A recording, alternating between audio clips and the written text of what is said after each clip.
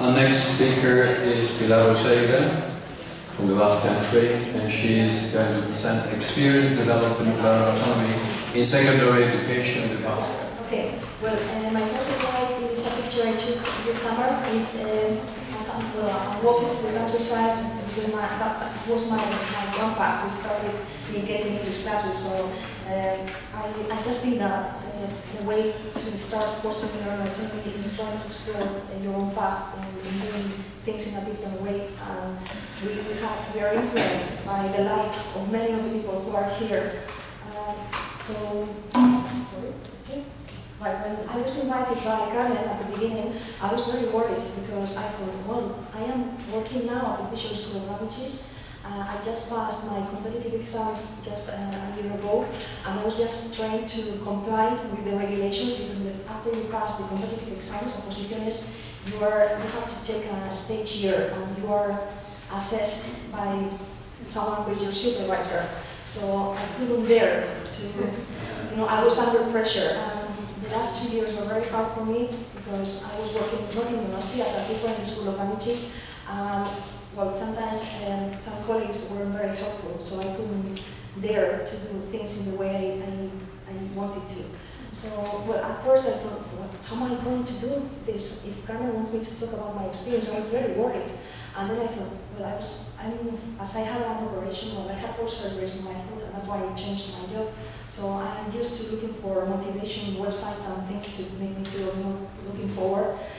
So I found this cartoon, and I thought, oh, this is how I feel. I have to learn from yesterday. I have to live for today. I have to look to tomorrow. For the moment, this is summer, so I'm going to rest a little bit. But I'm still working on my presentation. Right. This is a sort of scheme of my talk. My aim is to speak about my experience. Then I will talk about I mentioned the sources, the ideas implied, some tools. You have some of the tools in the handout. And I will try to I'll show you some photos and some video clips of my students. In the handout, we also have examples of the process, products or productions, and assessment tools. The conclusion. I've heard this idea all these days, and it makes me feel reassured that once you start working this way, you feel you have some light to light your path, and you can go back. And I remember when I was working with Carmen and with all these people here, I thought, I can't go back to teaching the way I taught before. And then I jumped into the Visual School of Languages, and I am completely controlled. I have been completely controlled for the last 2 years, and I think this has been, it's like killing your own brain, thinking I don't want to think too much, but now I am at a new school. I have started just 2 weeks ago in my hometown, and I think that I have a way again to start again, because the school director and the head of the department seem to, I don't know, it seems that they seem to value me from the beginning, so I think there might be a way there. Well, in Spanish we have a saying that says, I'm trying to translate, you are well born if you are grateful. So es de bien nacidos ser agradecido. And I think that I have to say thank you to these people, because without their help, support, and ideas and guidance, I wouldn't be here now talking to you. So, you have Linhausen, David Little, Carmen and Sebe. When I met Carmen, she was working as a pedagogical advisor at the Women University here, and she was the one who introduced me into all of this. So I have to say thank you so much. And then Isabel Serrano, because she was the one who started adapting many of the ideas of learner autonomy in the Spanish context. And then also Richard Smith, especially because he speaks about teacher autonomy, and that is what I have been feeling the last 2 years. Right. I don't know if you have looked at this quotation by Joseph Campbell. He's a mythologist, an American mythologist. Now, all the myths that you have heard and that resonate with you, those are the elements from around that vault that you are building into a new form of your life. The thing worth considering is how they relate to each other in your context, not how they relate to something out there. So the idea of autonomy, not as an ideal, a perfect ideal outside, but we have to think about the idea of autonomy in our own context. Unless by contemplating the former meaning, you can begin to amplify your own understanding of the role they play in your life. So this is my step now. I have to think about how can I implement autonomy how can I foster it at my context now? Well, when I was preparing this presentation, I thought, well, at least I don't expect everyone to understand my journey, especially if they have never had to work my craft. But many of us understand this feeling. I mean, sometimes you're trying to explain learner autonomy to other people, and it seems that you're talking about something which is impossible. Right, in Nicole's video booklet, if you remember it, she said, it's up to you, one of the aims in autonomous learning environment is to make the learners capable and willing to do their own planning, to carry out the tasks, and to evaluate the work undertaken. And implementation of the model is characterized by negotiation and cooperation between learners and teachers. This was what I tried to do. Well, my most sincere comment, we have it here.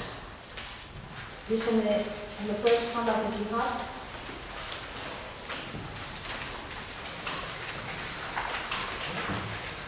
When I look back, do you find it? Yeah? When I look back, my most rewarding experience as a teacher attempting to foster learner autonomy, I realized that in my personal context at the private school I was working at, there was a degree of teacher autonomy that I could explore. I knew struggle, but I was lucky to learn from people with a deep learning teaching concern. In order to guide learners into a clearer, more inspiring and motivating life towards learning, I tried to change the learner's role and improve my own role. Most students then developed an appreciation, a sensitivity and understanding of the need to be active. They engaged with their learning goals by planning, working and assessing their own paths. It helped them achieve a task, but most of all, it filled them with a sense of achievement because the work they had carried out made them learn and feel that it was worth it. They definitely became more confident as learners. Autonomous students do not just happen. It's a process. It's what you said yesterday. I think we cannot do an autonomous activity, only just one activity to foster learning autonomy. That doesn't make sense. You're not autonomous for 10 minutes in an activity. You cannot become autonomous. It's a process. Right. Now I would like to show you some recordings, if I have time. Yeah, how long? How long do I have? Because, like,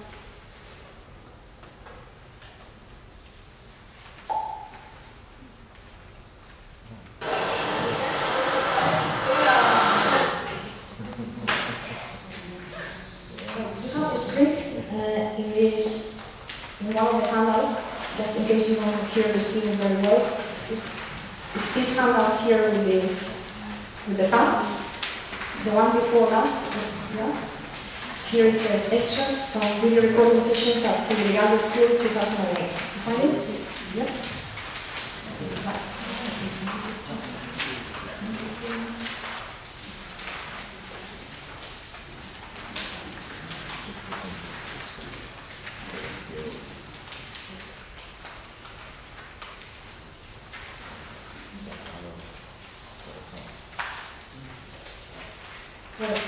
Now, these is two students. These were recordings made by Mukhar and Mini at my school. And they were recording the final product of their presentation of the project.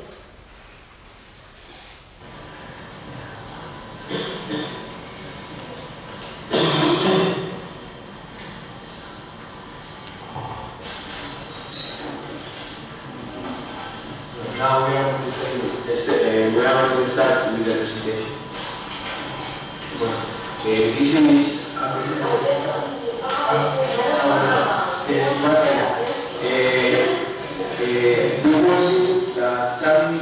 some images as this are maybe offensive, and maybe you don't look at, but don't look at.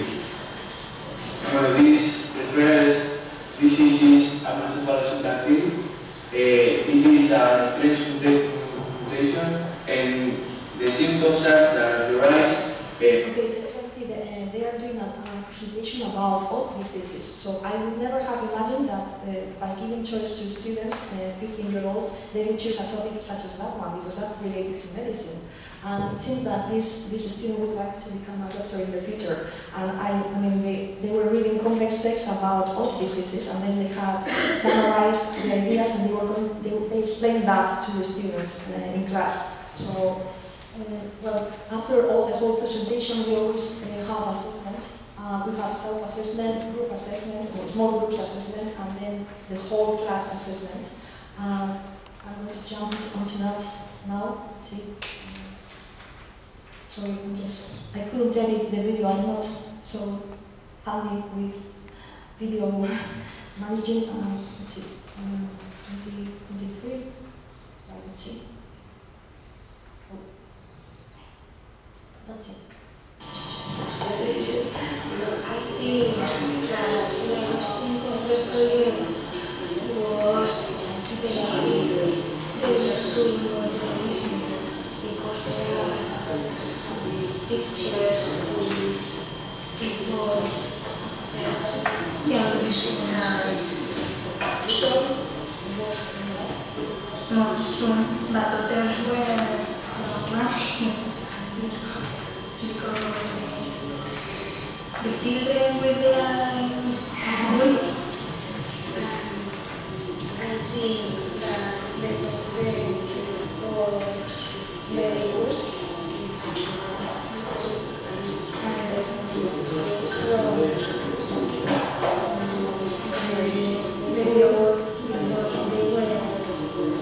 I don't know if you can hear this very clearly, but you have the script here, so let's have a look at it.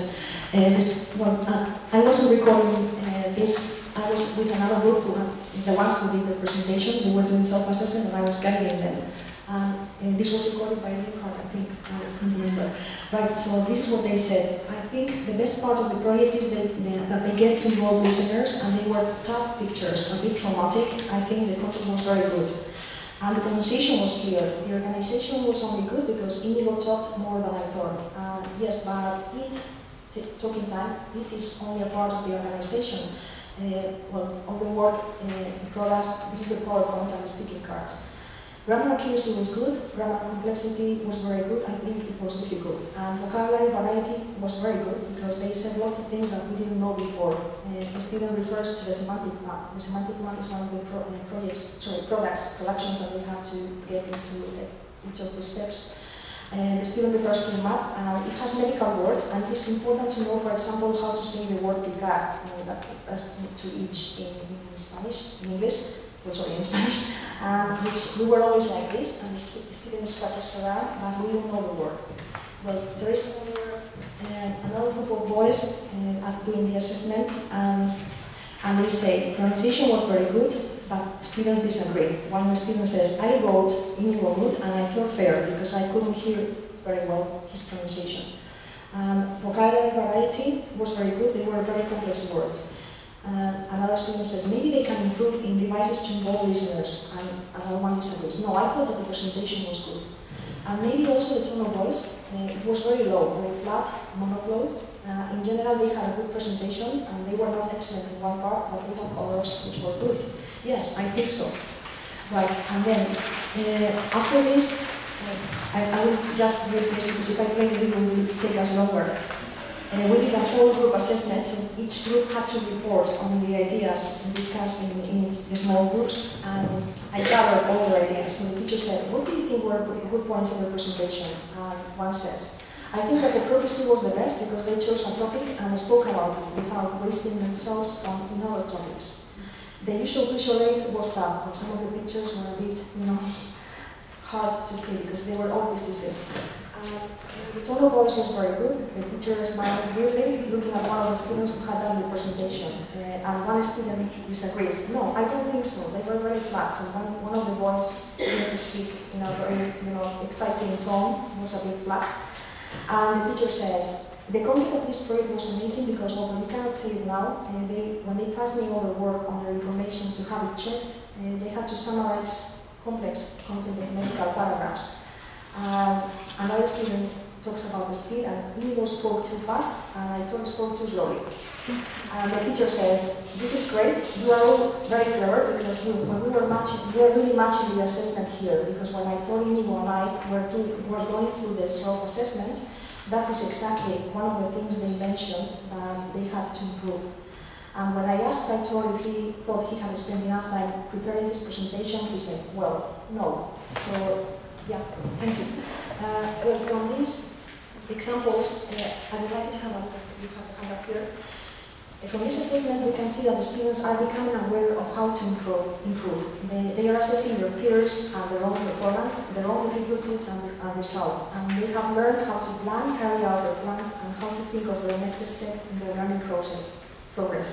They have started to develop their intercognitive strategies.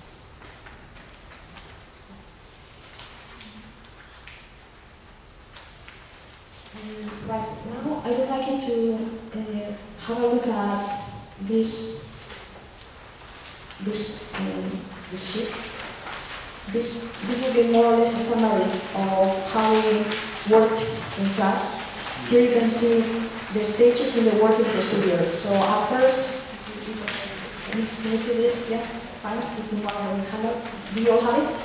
Yeah, right. So they had to do some planning, and out of the planning there were two productions, the mind map and the project plan. The project plan had to be filled in according to the Line's activities chart, and in the process work they had to integrate all the skills. They were listening, watching, reading, they were searching for information, they were understanding, comprehension, and they were processing information. And out of that there were some different products in each of the skills: writing, speaking, participating. They had to design a semantic map, always do another presentation, and they had to prepare a questionnaire for the students. If you haven't seen this in the video, after the presentation we had to answer questions to see if they have understood what the other students said. At the same time they are designing many things. Among all this, there's always interaction. We always tried to speak English in class, and students took that to heart. They realized. And then the assessment, we had the criteria. As you can see, they were discussing assessment criteria with formal words that we use. We think about content organization, vocabulary variety. So there were different kinds of assessment: group assessment, self-assessment. The next step is to think of what is the next step, and then the new planning comes out from that.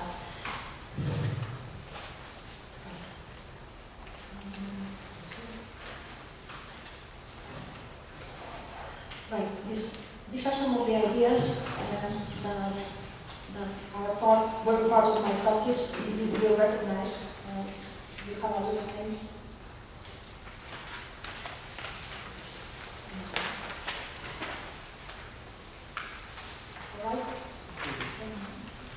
Okay, so I have already talked about the steps in the working process. And well, at the beginning when I started working in this way, this was a very traditional school. It was run by religious brethren. And I thought that most of the students were like this, and they were used to doing the same kind of exercises, filling the gaps. And I thought, oh God, sorry, what am I going to do with this?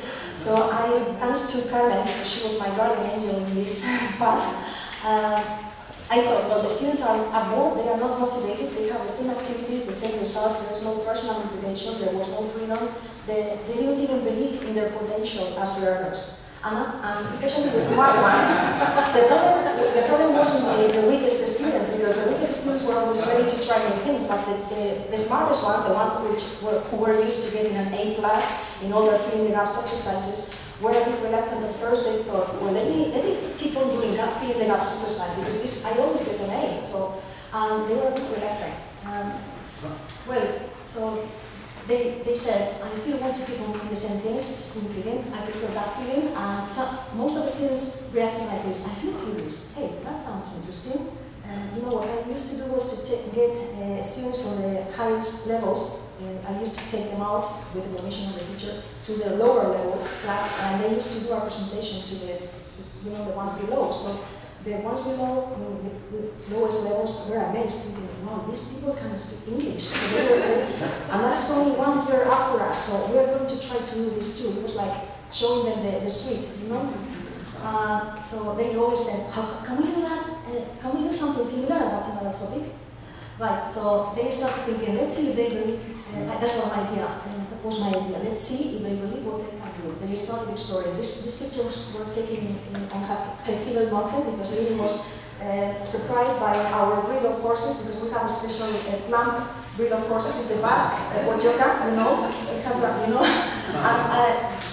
you have two pictures of those, so I wanted to use them here.